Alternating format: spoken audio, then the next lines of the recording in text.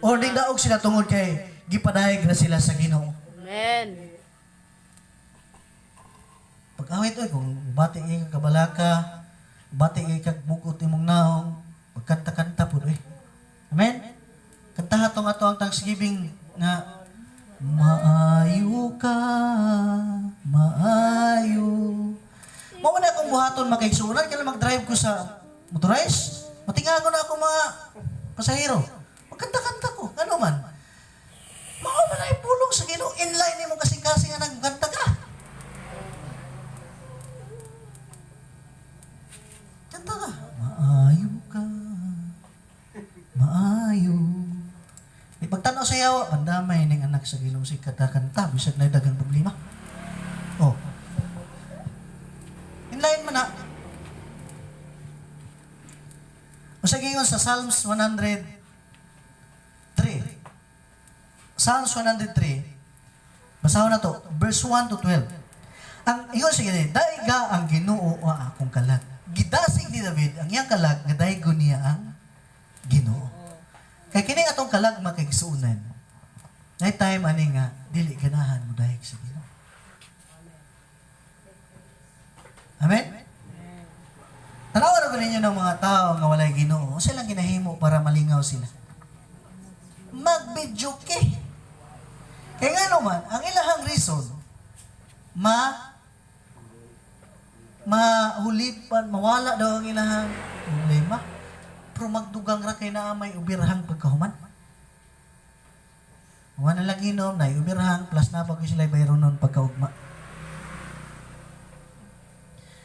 Pero kita nga nangalagad sa Ginoo sa diyang magdaig ta sa tong buhi nga Dios. Ingon si Salmista David, daiga ang Ginoo o akong kalag, ang tibuok kong pagkatawo.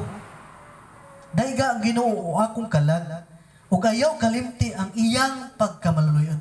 Sa panahon nga mo awit ka sa Ginoo, hinumdumi nga siya maluluyon. Amen. Hinumdumi nga siya mahigugmaon. Amen. Mabito nang sa time nga mulihok ang presensya sa Dios, makita nimo ang iyang pagkamaayo. Samtang magpiyong ka, makita nimo nga gikaluyan ka sa Dios, ma-feel nimo gikaluyan ka. Doon na ba'y habag nga makita, ma-feel nimo sa imong sulod nga gikaluyan ka sa Dios. Tanggap ka gihapon niya bisan og naa kay mga kakulangan. Napaka na itong buhay nga Dios. Glory to Jesus. Hallelujah. Kaya na bayagin ko makaigsuunan. Sa time nga kanang mubati bitaw ko kanang kaluya sa ako ang kaugalingon, ang makapadasig o nakapalig-un ako, mga pagdaig. O ito niya, ang Thanksgiving. Ang expect dito, dili lang kay bugas ito ang sako. Dili lang kay pagkaon, karing baka. Makakaon man ta na, bisa dito mo ang banay-banay, right? Kinay Thanksgiving yapon diri. Akong giadto dito nga, kung usay gusto sa Ginoo nga, makuha na ko sa espirituhanon.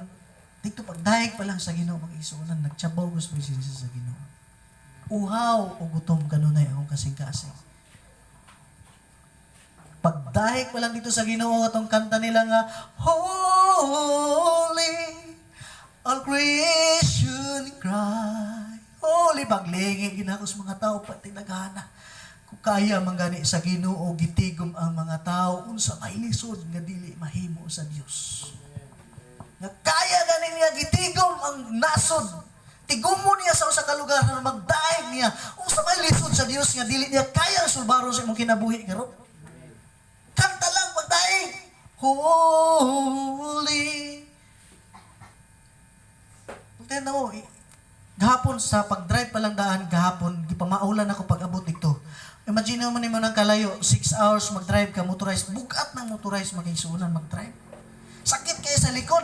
Pero karon ba, himaya sa Ginoo, natingala ko, nawala ako sakit sa likod. Makapalakbak pa ta sa Ginoo na. Wala, nawala, Diyos, tinuod lang. Kung limbong ninyo, ambot nga nang nawala, pero nagtuo ko nga, Ginoo gyud nag-ayon ako. Sakit kay kong likod diri. Pag mata na ko ganihang buntag, praise the Lord. Nawala ang sakit sa akong likod. Amen. Dami yung kahibulungan. Hallelujah. Dahil ka sa Ginoo, kanta-kanta na ka, dili ko mabalaka na gani, kakanta, dili ko mabalaka. Kay kanunay kauban ka, ma-revive ang imo ang kalaganan. Kung gi-revive ni Paul, gi-revive ni David ang iyahang kalag, ikaw gid pud ang upukaw sa imong kalag. Nga taygo nimo ang Ginoo. I-challenge nimo imong kalag ba? Amen. Amen. Kanang buntag pa sayo, gina-challenge nimo nga mumata mo kantag gyud ka. Sa una sa grabe kid ako ka in love sa Ginoo hangtod karon. Di na ako malimtan makaigsunan nga every night sa panahon matulog ko mo kantag gyud sa Ginoo. Maglimbawt ko ng balibo sa akong silingan. Ingon siya nga situnat ba? Di pa magiging totally ka ng bago pa ko nangalagad sa Ginoo. Ganam-anam na ako kung bishop biya. Decision making gina.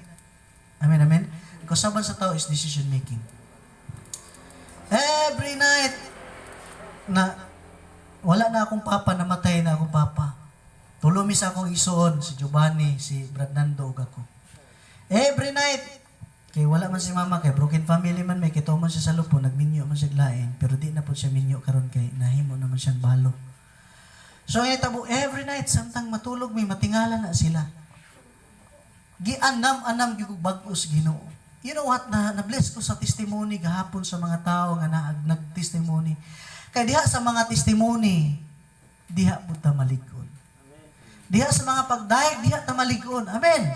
O sa may makapa-inline sa kalag na itong mga gipang-uhaw, sa kalag nga atong mga gikapoy. Pulong ra gyud sa Ginoo. Naatanan sa pulong sa Ginoo.